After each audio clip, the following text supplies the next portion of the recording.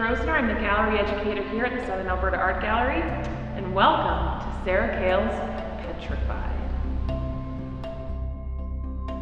My name is Sara Cale, and I'm from Toronto, and I'm here at the Southern Alberta Art Gallery, and my show is a series of paintings and wall work called Petrified. I started out kind of more conventional painter, really struggled with that to find kind of like my voice in that, and naturally just started to experiment using paint in different ways, and also doing a lot of collage work and trying to combine the two things, and exploring paint as a thing rather than, something that's used to create illusionistic space as it is kind of traditionally. Well, it starts out like using paint in its kind of more conventional form from the tube, and it goes through like a series of processes where I put that paint down on plastic. On my studio walls I have cut up garbage bags, and they're taped down or stapled down on the wall. So I put paint, often like either brush strokes or chunks of paint, down on the plastic, acrylic paint, and after it dries it can be kind of easily peeled off, and depending on how thick or thin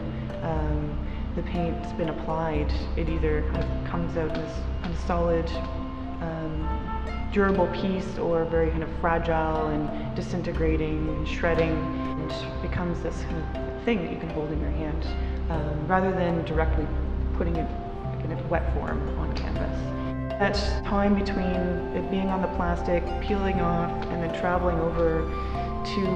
the painting surface can create all sorts of changes in the paint's physicality. So often it can kind of get very ripped apart or kind of lose integrity. But I use that to kind of, or exploit that, and whatever state it's in, put it down on the surface. In this case, on the wall, or on linen or wood panel surface.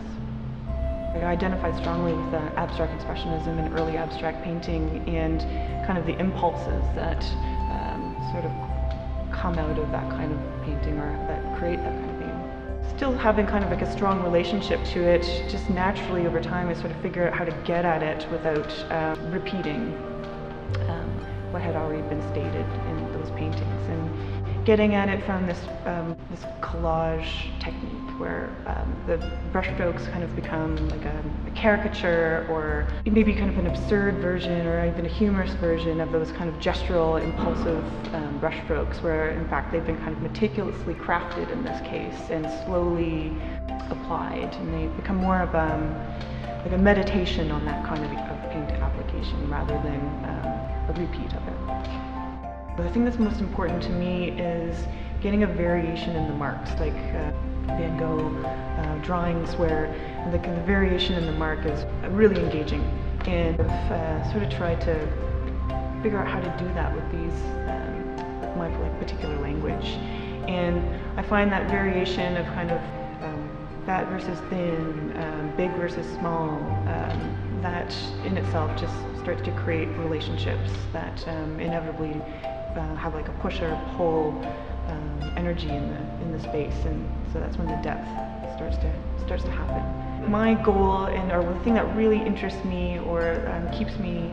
focused, is creating variation and creating kind of complex relationships between the actual marks in the language. Well, Christina, the curator, asked me to explore more of a raw version of what I do creatively that eventually sort of arrived at in more formal paintings. The wall is, revealing or exposing a little more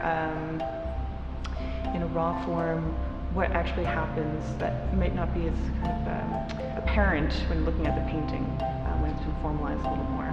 So in this instance, it's a little bit rougher, and there's pieces of paint that may have the kind of illusion that they've been